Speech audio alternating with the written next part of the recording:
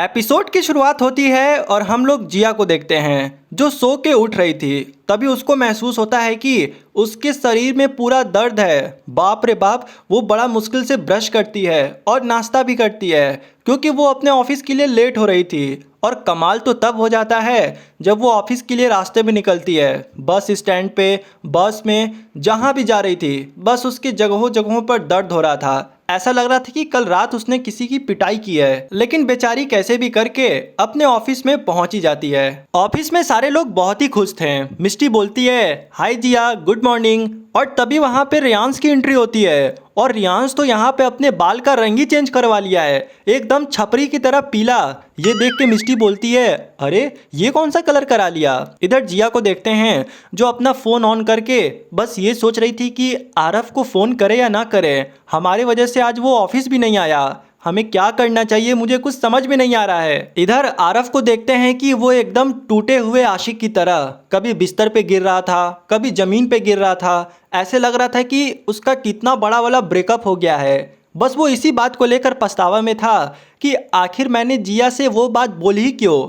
उसका वो टिल्लू यानी कि बागड़ बिल्ला, वो भी पहली बार अपने मालिक को इस हालत में देखा था। मतलब कि टिल्लू भी सोच रहा था कि हमारे मालिक को हो क्या गया। और तभी इसी बीच उसके घर की डोरबेल बजती है, टिंग डिंग डिंग डिंग, टिंग डिंग डिंग डिंग। अब डोरबेल सुनते ही आरव को लगता है कि कहीं जिया आकर उसे बोल देगी, आई लव यू आरव, मुझे तुम्हारा वो अप्रोच पसंद आया। लेकिन आरव जब गेट खोलता है तो वो देखता है कि वहां पे जिया नहीं बल्कि वो मोटा कबीर आया है। ये देखकर आरव बोलता है, अबे मोटे, तू क्या कर रहा है यहाँ पे इस वक्त। कबीर बोलता है कि उसने भी जॉब से छुट्टी ले ली थी तो वो सोचा कि तुमसे आकर कुछ टिप्स ले ले। अब इतना सुनते ही आरव उसके कंधे पे हाथ रखते हुए बोलता है, देख मोटे, प्यार के चक्कर में बर्बाद हो जाएगा और प्लीज़ मेरे से जिया के बारे में मत ही बात कर। ये लड़की लड़की का चक्कर बड़ा बेकार होता है, अपने काम और करियर पे फोकस कर, समझा। ये देखकर कबीर बड़ा हैरान होता है। वो सोचता है कि अचानक से ये विवेकानंद कैसे बन गया। लेकिन तभी कबीर बोलता है, अरे नहीं नहीं, मैं तुमसे कुछ इस सब के बारे में बात नहीं करने आया हूँ। तुम ये देखो, ये है नया डेटिंग ऐप जिसका नाम है टिंडर। यहाँ पे तमाम लड़कियां आती हैं जिन्हें तुम रियल लाइफ में जाकर मिल सकते हो और पटा सकते हो। अब इतना सुनते ही अरब का होश ही उड़ जाता है और कहता है, क्या तुम तो मेरे से भी 420 निकले। उसके बाद कबीर आरव को लेकर एक रेस्टोरेंट में जाता है और उससे बताता है कि उसने इस डेटिंग ऐप के ऊपर 60,000 रुपया खर्चा किया है। 60,000। ये सुन के आरव का होश ही उड़ जाता है और बोलता है, 60,000 वो कैसे किया तुमने। तो वो बताता है कि इस ऐप को चलाने के लिए सब्सक्रिप्शन लेना पड़ता है और हर लड़की से बात करने के लिए पैसे देने पड़ते हैं। इस चक्कर में उसका 60,000 रुपया जा चुका है। आरव बोलता है, अरे मोटे, तू सठिया गया है क्या। मतलब कि तुमने इस डेटिंग ऐप में सीरियसली 60,000 फूंक दिए। अगर वो 60,000 तुमने स्टॉक मार्केट में डाला होता तो वो 60 महीने के अंदर 120 होता। हे भगवान, लड़की का चक्कर इतना बर्बाद। तुम लग रहा है कि सारा पॉकेट मनी से लेके, खर्चा से लेके, सैलरी से लेके सब इसी में फूके जा रहे हो। अब जब तुम्हें सब कुछ आ ही गया है तो हमें क्यों बुलाए हो, जो करना है तुम खुद ही करो। कबीर बोलता है, अरे नहीं नहीं मेरे भाई, मेरी बात तो सुनो।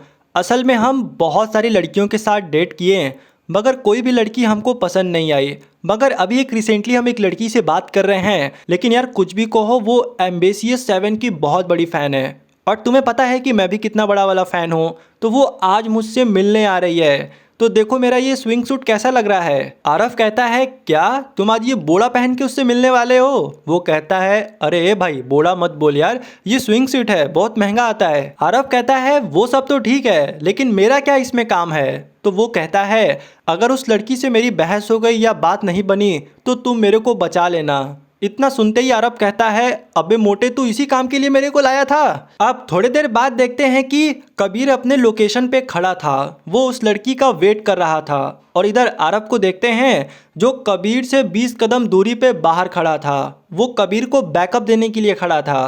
तभी आरव खड़े खड़े सोचता है कि ये है आजकल का ऑनलाइन प्यार। बाप रे बाप, ऐसा प्यार लगन न करे कि मुझसे हो। मैं तो यहाँ पे ऑफलाइन भी प्यार नहीं संभाल पा रहा हूँ, ऑनलाइन तो बड़ा दूर की बात है। और तभी देखते हैं कि वहाँ पे अचानक से एक लड़की आती है जो कबीर को देखकर बोलती है, आई वो ची वाई वो ची। और उसके बाद वो दोनों लोग अपना एक पंखा निकाल कर, जो चाइनीज़ वाला पंखा होता है, उसको निकाल कर एक दूसरे के साथ डांस करने लगते हैं। वो भी पता ना क्या क्या बोल के, आई वो सी मौका मौके मौके मौके।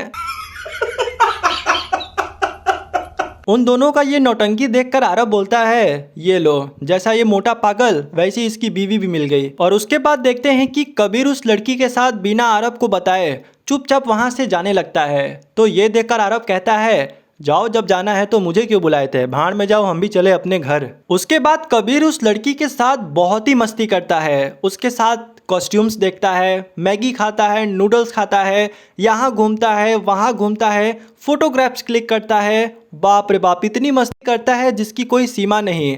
देखने में तो ऐसा लग रहा था जैसे कबीर की एक नई जिंदगी शुरू हो गई और वो आरव को अपने साथ लाया था। ये बात तो वो अपने दिमाग से भूल ही गया है। अब उन दोनों को मस्ती करते करते रात हो जाती है और पारी आती है उस लड़की को वहां से जाने की। तभी कबीर सोचता है कि काश इसका नंबर मिल जाता तो मजा आ जाता, और वो अभी बस अपने दिमाग में ये सोच ही रहा है। तभी वो लड़की बोलती है, अच्छा तुम एक काम करो, मेरा नंबर ले लो, हम लोग आपस में रात भर बात करेंगे। इतना सुनते ही कबीर की तो एकदम धड़कनें रुक जाती हैं और वो सोचता है कि ये क्या हो गया। ये तो बिल्कुल ऐसा लग रहा है जैसे हमने भगवान का सब्सक्रिप्शन ले लिया। जो मैं सोच रहा हूँ बिल्कुल एकदम सत्य होते जा रहा है। और दोस्तों उसके बाद वो लड़की कबीर को अपना नंबर दे के चली जाती है और हम लोग रात को देखते हैं कि रात के तकरीबन 6 घंटे तक कबीर टीवी देखते देखते उस लड़की से बात करता है। मतलब कि ये भी लड़की के चक्कर में पड़ी गया। हमें जहाँ तक अंदाज है ये भी बर्बाद होने वाला है। आपका क्या राय है कमेंट बॉक्स में जरूर बताइएगा। अगले दिन ऑफिस में देखते हैं कि आरव अपने केबिन में पोछा लगा रहा था। तभी वहाँ पे कबीर पहुँचता है और वो कहता है, अरे आरव भाई, तुम्हें पता है कल क्या हुआ? कल मैंने उस लड़की के साथ बहुत ही मौज किया, मुझे इतना मज़ा आया हम तुम्हें क्या ही बताएं। आरव कहता है, हाँ इतना मज़ा आया कि तुम हमें ही भूल गए कि हमें लेके भी गए थे। ये सुन के कबीर बोलता है, अरे मेरे माफ़ कर दे भाई, अरे मैं आपको कैसे भूल सकता हूँ, आप तो मेरे गुरु जी हैं ना। और उसके बाद देखते हैं कि कबीर आरव को फिर से लेकर बाहर चला जाता है और उससे बहुत सारी बातें करने लगता है। अब दोस्तों यहाँ पे हमें साफ साफ पता चल रहा था कि इसी टॉपिक की वजह से कबीर और आरव एक दूसरे के करीब आ रहे हैं। अब वो लोग ज़्यादा साथ में समय टाइम स्पेंड कर रहे हैं और बहुत सारी चीज़ें खा रहे हैं। तभी यहाँ पे कबीर अपने बारे में बताने लगता है। वो आरव से बताता है कि मेरा बचपना बहुत ही बेकार बीता। मेरे पापा एकदम निकम्मा थे, घर पे इतना ज़्यादा कर्जा था कि चुकाने के लिए पैसे ही नहीं थे। इसी वजह से मेरे मम्मी पापा में कभी पटा नहीं। हम अपने भाई के साथ बहुत ही क्लोज में थे और हम लोग को बचपन में खाने में बस नूडल ही मिलता था, मगर आज देखो तो हमें नूडल ही सबसे ज़्यादा पसंद है। आरव कहता है, पसंद है तो थोड़ा कम खाया करो, खा खा के मोटे हो गए हो, ज़्यादा मोटे हो जाओगे तो कोई तुम्हें पसंद भी नहीं करेगा और शादी करना तो भूल ही जाना। कबीर बोलता है, मुझे अपने ज़िंदगी से कोई भी डिमांड नहीं है। हालांकि मैं बहुत ही गरीब फैमिली से आता था, मगर अब चीज़ें चेंज हो गई है। मेरे बड़े भैया भी सरकारी नौकरी करते हैं और मैं किस पोस्ट पे हूँ वो तो तुम देख ही रहे हो। मैं बस शुरू से यही सोचता हूँ कि मेरी एक छोटी फैमिली हो, सुखी फैमिली हो, 1-2 बच्चे हों जो मेरे आगे पीछे खेलते हों, बस। और दोस्तों जिस तरीके से कबीर ये सारी बातें बोल रहा था ना, बाप रे, वहाँ पे आरव तो सुनकर काफ़ी हैरान था, क्योंकि आरव कभी ये सोचा ही नहीं था कि कबीर जैसा मोटा आदमी इस तरीके की बातें भी करता है।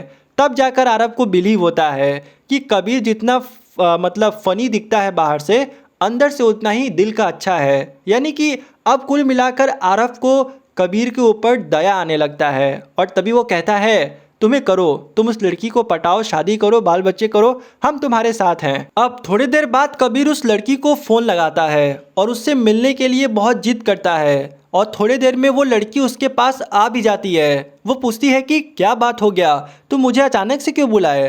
अब यहाँ पे कबीर पूरे फुल पावर में था और वो सीधा बोलता है कि हमें लगता है कि इस दोस्ती को रिश्ते में बदलना चाहिए, क्या तुम मुझसे शादी करोगी? हम लोग शादी करके एक दूसरे से सेटल हो जाते हैं। ये सुन के वो लड़की 5 मिनट तक कोई भी जवाब नहीं देती है, जिसे देखकर कबीर को लगता है कि मैंने क्या बोल दिया, कि वो लड़की एकदम शांति हो गई। और उसके बाद वो लड़की खाली कबीर से एक ही बात कहती है कि मैं कहीं पे लेके चल रही हूँ, क्या तुम मेरे साथ चलोगे? कबीर बोलता है बिल्कुल। और उसके बाद वो उसको अपने साथ ले जाती है एक baby care Tokyo Japan certified में। अब दोस्तों बेसिकली ये एक छोटा सा बेबी केयर है जहाँ पे लोग अपने काम पे जाते हैं तो अपने बच्चे को यहाँ पे दे देते हैं देख रेख करने के लिए। ये बस उनके लिए है जिनके घर में देख रेख करने वाला कोई नहीं होता है। और फाइनली वो लड़की वहाँ पे पहुँचकर अपने बच्चे को लेती है। मतलब आप समझ रहे हैं, ये लड़की ऑलरेडी एक बच्चे की माँ है। ये सब देखकर कबीर की आंखें एकदम फटे जा रही है। कबीर को तो विश्वास ही नहीं हो रहा है कि यहाँ पे चल क्या रहा है। और उसके बाद वो लड़की अपने बच्चे को गोद में लेकर कहती है, मेरे हस्बैंड नहीं है, मेरा उससे डिवोर्स हो गया है और मैं एक बच्चे की माँ हूँ। अब बताओ, क्या अब तुम मुझसे प्यार करोगे? कबीर के चेहरे को देखते हैं, जो कुछ भी बोलने के हालत में नहीं था। उसको 900,000 वोल्ट का झटका लग गया है। तभी वो लड़की जवाब देती है, देखो मैं तुम्हें फोर्सफुली नहीं कह रही हूँ, अगर तुम कंफर्टेबल हो तो ही इस टॉपिक पे बात करेंगे, अदरवाइज तुम घर जा सकते हो। उसके बाद कबीर तुरंत आरब से मिलता है एक बार में। और दोस्तों, ये वही बार है जहाँ पे रियांश भाग कर बैठा हुआ था। आरब कहता है, सच में वो एक बच्चे की माँ है? मतलब कि आरब को भी सुन के बहुत बड़ा वाला शौक लगा था। आरब पूछता है, तो अब तुम्हारा क्या फैसला है? तो यहाँ पे कबीर साफ साफ बोल देता है कि मुझे उस लड़की के बच्चे से कोई दिक्कत नहीं है, मैं एक अच्छा बाप बन सकता हूँ और मैं उस लड़की के भी परवरिश कर लूँगा। मतलब गाइस, आप लोग देख रहे हो कि जापान के लोगों की कितनी अच्छी थिंकिंग होती है। आरफ कहता है, अगर तुम इस चीज़ में कंफर्टेबल हो, मतलब देख लो यार, बहुत बड़ी बात है, ये किसी के ज़िंदगी का सवाल है, तुम्हें उस लड़की के साथ लॉन्ग टाइम रहना है, तो तुम फैसला लो, तुम कुछ समय लो, सोचो, तब उसको जवाब दो। और उसके बाद देखते हैं कि कबीर का दिमाग 24 घंटा उसी चीज़ में लगा होता है। वो जब ऑफिस में बैठता है, हर जगह, चाहे वो घर पे रहता है, रोड पे रहता है, बस वो हर बार उस लड़की के, उस बच्चे के बारे में ही सोच रहा था कि क्या मुझसे शादी करना चाहिए कि नहीं करना चाहिए। और उसके बाद वो फाइनली एक डिसीजन लेता है कि पहले उसे उस लड़की से बात करना होगा। और उसके बाद वो उसको मैसेज करके एक बहुत ही बड़े 5 स्टार होटल में बुलाता है। इधर कबीर को देखते हैं, जो होटल में बैठकर पहले से ही उसका वेट कर रहा था। वैसे मैंने आपको अभी तक उस लड़की का नाम नहीं बताया। उस लड़की का नाम है काउरी। अब कबीर बैठा ही हुआ था, तभी कोई पीछे से उसके नाम से बुलाता है। ये सुन के कबीर तुरंत पीछे मुड़ता है, तो वो देखता है कि कोई दूसरी लड़की है, वो भी स्पोर्ट ड्रेस में। वो कबीर के सामने आकर बैठती है और बोलती है कि हाय, मुझे पता है कि तुम मुझे देखकर काफ़ी ज़्यादा हैरान हो गए। मैं कावरी की दोस्त हूँ। कावरी बेसिकली तुमसे आज मिलने आ नहीं पाई, तो उसने मेरे को भेज दिया और उसने बहुत सारे मैसेजेस भेजे हैं। पहली बात कि कावरी तुम्हें सॉरी बोलना चाहती है और आज के लिए नहीं आई तो उसके लिए भी थैंक यू बोलना चाहती है। वैसे मेरे बच्चे और कावरी के बच्चे एक ही हेल्थ केयर में रहते हैं। ये सुन के कबीर को बहुत ही अजीब लगता है और वो पूछता है कि इसका मतलब कावरी अब मुझे पसंद नहीं करती है? तो ये सुन के वो लड़की बोलती है, क्या क्या तुम दोनों एक दूसरे को डेट कर रहे हो क्या? अगर डेट कर रहे हो तो मेरी एक एडवाइस ले लो। कावरी जैसी लड़की या हमारी जैसी लड़की किसी अनजान मर्द से मिलना बहुत अजीब होता है, क्योंकि हम लोग सिंगल नहीं होते हैं, हम लोग की शादी पहले हो गई है और हम लोग का एक बच्चा भी होता है। तो किसी अनजान मर्द से मिलकर तुरंत बच्चा देना हम लोग के लिए बहुत ही बड़ा डिसीजन होता है। लेकिन फिर भी बात करें कावरी की, तो वो वैसी नहीं है, वो तुमको ज़रूर रिप्लाई करेगी। अब रात को देखते हैं कि कबीर आरव के साथ एक पूल पे खड़ा था और वो आरव को सारी बातें बता रहा था जो भी उसके साथ रॉयल होटल में हुआ। तभी कबीर बोलता है, अब मुझे ऐसा क्यों लग रहा है कि हम शादी नहीं करना चाहते हैं, मेरा दिल भाग रहा है, मैं शादी के लिए प्रिपेयर नहीं हूँ। ये सुन के आरव मन ही मन सोचता है, मेरे साथ भी बिल्कुल ऐसा ही हो रहा है, मुझे भी शादी करने का बिल्कुल भी मन नहीं कर रहा है। और तभी कबीर फूट फूट के रोने लगता है। वो कहता है कि कावरी ने मेरे ऊपर इतना भरोसा किया, इतना ट्रस्ट किया, लेकिन मैंने इतना जल्दीबाजी में उसका विश्वास तोड़ दिया। मैं बहुत बुरा इंसान हूँ, मैं जितना शरीर से मोटा हूँ उतना दिमाग से भी मैं एक नंबर का गधा हूँ, गधा। तो ये सुन के आरब उससे प्रोत्साहित करता है, नहीं, तुम बहुत ही अच्छे हो कबीर, और मुझसे तो लाख गुना बेटर हो। कम से कम तुम उस लड़की के लिए रो तो रहे हो, मैंने तो आज तक जिया के लिए रोया भी नहीं। इधर कावरी को देखते हैं कि वो अपने रूम में बैठ के अपने फ़ोन के अंदर कबीर के साथ खिंचाए हुए फोटोज़ को देख रही थी और वो एक एक करके सारे फोटो को उड़ा भी रही थी, मतलब कि डिलीट कर रही थी। और इधर कबीर को देखते हैं जो चुपचाप रोते हुए अपने घर चला जाता है।